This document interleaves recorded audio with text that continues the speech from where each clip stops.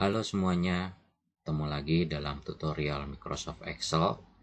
Kali ini kita akan membahas tentang fasilitas page setup yang terdapat pada Microsoft Excel. Nah, fasilitas page setup fungsinya adalah untuk mengatur lembar kerja agar data yang dicetak sesuai dengan kertas yang akan digunakan pada saat mencetak. Nah, kita ikuti tutorialnya bersama-sama. Nah, sebagai contoh tutorial untuk menggunakan fasilitas page setup, ini saya menggunakan tabel rental yang sudah pernah kita buat pada pertemuan sebelumnya. Nah, bagaimana cara mengaktifkan fasilitas page setup? Pertama, kita harus ke menu page layout, kemudian di grup page setup, kita klik panah ke bawah yang ada di bagian sebelah kanan bawah page setup. Nah, kita munculkan kotak page setup-nya. Di sini ada 4 tab.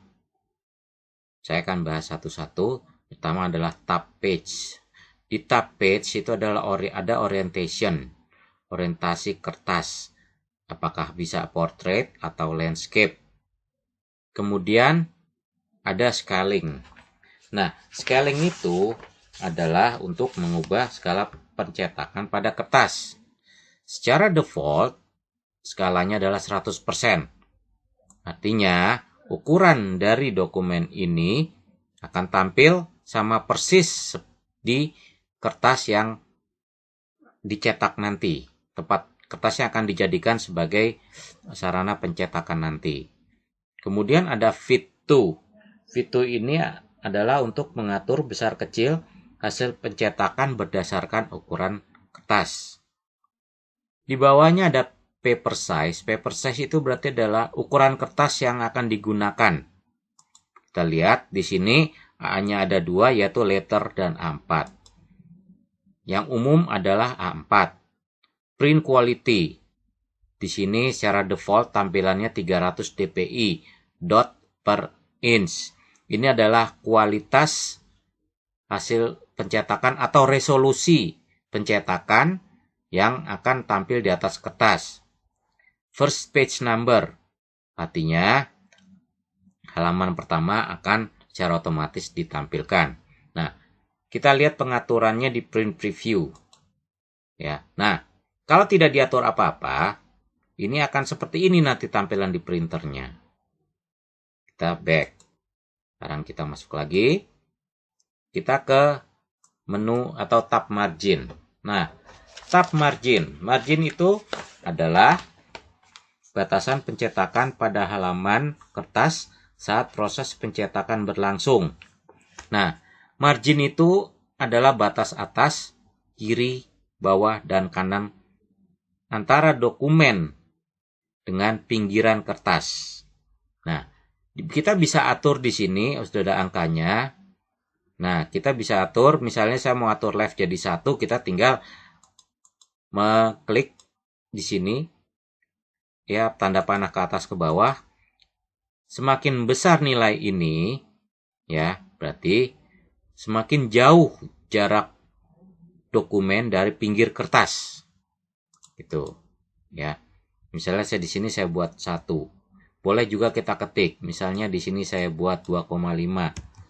Boleh diketik, boleh dipilih. Nah, di sini misalnya ya saya bikin 0,5. Di sini kita akan membuat, nah, ini juga saya buat 1. Kemudian ada di sini adalah header footer. Jarak dari header itu adalah jarak dari bagian atas kertas dengan tulisan yang atau dengan posisi header. Begitu juga footer. Jarak dari pinggir kertas dengan footernya itu nanti ada berapa ini ya, angka seperti ini. Nah, sekarang kita lihat ke print preview. Nah, dia semakin menjauh dari tadi ya. Karena kita sudah atur marginnya. Sekarang kita back, kita buka lagi page setup-nya. Sekarang kita ke header footer. Nah, header adalah bagian atas dari kertas. Footer berarti bagian bawahnya ya. Jadi di bagian atas dari dokumen dan di bagian bawah dari dokumen kita bisa menambahkan catatan tertentu. Kita coba yang bagian header. Kita klik custom header. Nah, di sini ada 3 bagian. Kiri atas, tengah atas, dan kanan atas. Nah, ini adalah untuk pengaturan format teks, pengaturan nomor halaman. Ini juga nomor halaman, tanggal, waktu, jam, ya. Kemudian ada insert file path, itu artinya adalah menyisipkan alamat di mana file kita ini berada di komputer kita, gitu. Nah, kemudian ada insert file name, berarti adalah nama file kita, ya, nama file ini. Dan di sini ada insert sheet name, berarti nama sheet-nya. Nanti akan tercantum di bagian header ini. Kemudian ada insert picture, kita bisa menyisipkan gambar di bagian header. Dan ada format picture, ini untuk memformat gambar. Nah, sekarang kita coba. Misalnya di sini kita sisipkan, di sini kita masukkan insert file path. Kemudian di bagian center section kita masukkan insert file name. Dan kemudian di bagian kanan kita masukkan insert sheet name. Nah, nanti kita lihat apa yang akan terjadi ya. Oke, sekarang kita akan melakukan pengeditan pada bagian footer. Bagian bawah. Sama ya. Di sini juga ada icon-icon yang fungsinya sama seperti yang ada di bagian header tadi. Ada bagian kiri bawah, tengah bawah, dan kanan bawah. Sekarang di bagian kiri bawah kita masukkan halaman. Nanti tertulis seperti ini, tapi nanti tidak tampil seperti ini ya. Kemudian di tengah ada kita masukkan tanggal hari ini. Kemudian di bagian sebelah kanan kita masukkan jam sekarang. Oke. Nah, mari kita lihat. Nah, ini yang akan tampil. Ya, tadi di custom header kita masukkan ini ya, insert file path. Alamat filenya tertulis di sini. Ini panjang sekali karena saya meletakkan file ini, menyimpan file ini di beberapa direktori. Ya. Nah, ini kita ganti saja. Misalnya ini kita hapus ya. Saya mau ganti di sini pakai nama saya sendiri, bisa. Oke. Ini oke. Nah, di sini nama saya. Nah, ini nama file saya. Ya, nama file saya. Ini nama sheet. Nama sheet-nya ini ya, berarti rental. Karena kenapa? Kita di sini kita setting, di sini saya ketik manual nama saya, bisa. Di sini dimasukkan filenya adalah yang di sini ya, file name. Di sini tab ini berarti yang insert sheet name. Gitu. Sementara di bagian footer ini kalau kita lihat ya, ini adalah halaman, nomor halaman. Nomor halaman tadi kita ini, hasilnya terlihat seperti ini. Kemudian di tengah itu ada tanggal hari ini. Dan sebelah kanan itu adalah waktu, jam dan menit. Ini tanggal, formatnya tanggal, bulan, tahun. Ya, kalau kita lihat di print preview hasilnya seperti ini. Ya, di sini tampilnya seperti ini ya. Ini kata header, ini footer. Nama saya, nama file, nama sheet-nya, kemudian di footer-nya di sini halaman, tanggal hari ini, dan jam hari ini.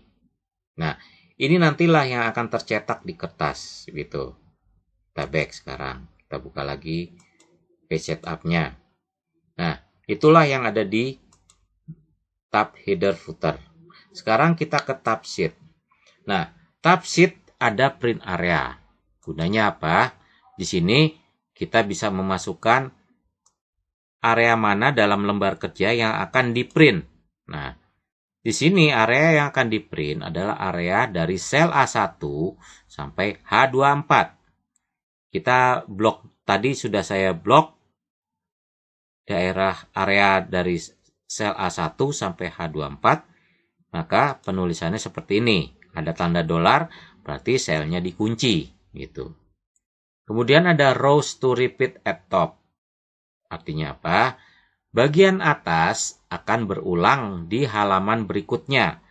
Kalau kita misalnya datanya ini banyak, lebih dari satu halaman, maka di halaman kedua dan seterusnya, apabila kita pilih rows to repeat at top, misalnya kita pilih yang ini, nah, data yang ada di baris 7 ini akan tercetak di setiap halaman. Ini akan tercetak di setiap halaman, ya. Terus ada columns to repeat at left, berarti akan berulang dari kiri. Itu tidak kita gunakan, ya.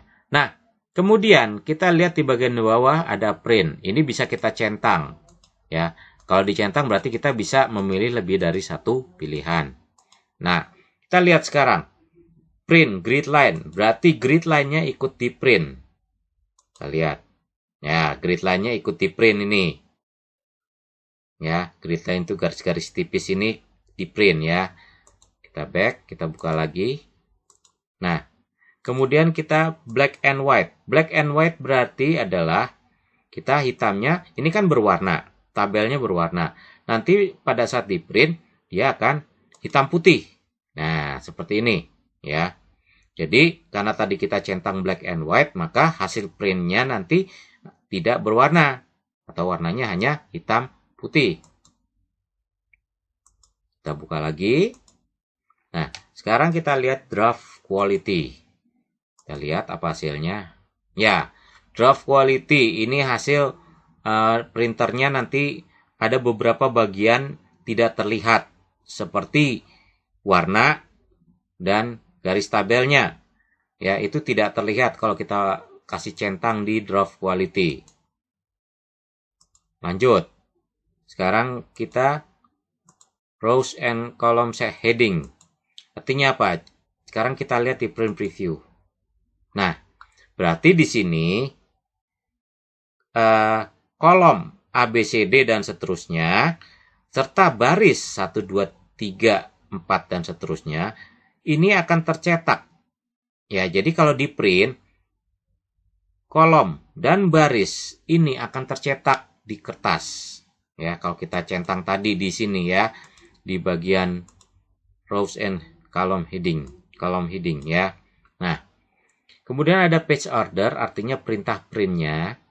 Kalau apakah arahnya dari kiri atas ke kanan atas, terus ke kiri bawah ke kanan bawah, ya, itu berarti over then down. Tapi kalau down then over, itu berarti dari kiri atas, kiri bawah, kanan atas, kanan bawah. Begitu. Jadi ini berlaku kalau tabelnya itu dibuat ke bawah dan kemudian ada tabel lain yang ada di sisi sebelah kanannya. Gitu ya. Jadi pilihan ini akan terlihat jika kita tabelnya itu datanya banyak dan sampai menulis datanya ada di sebelah kanan ini, begitu ya. Oke. Nah, itulah fungsi-fungsi dari tab yang ada di menu atau fasilitas page setup ya. Ada 4 tab, tadi sudah dijelaskan semua fungsinya. Seperti itu. Demikian pembahasan tentang fasilitas page setup pada pertemuan kali ini. Terima kasih atas perhatiannya.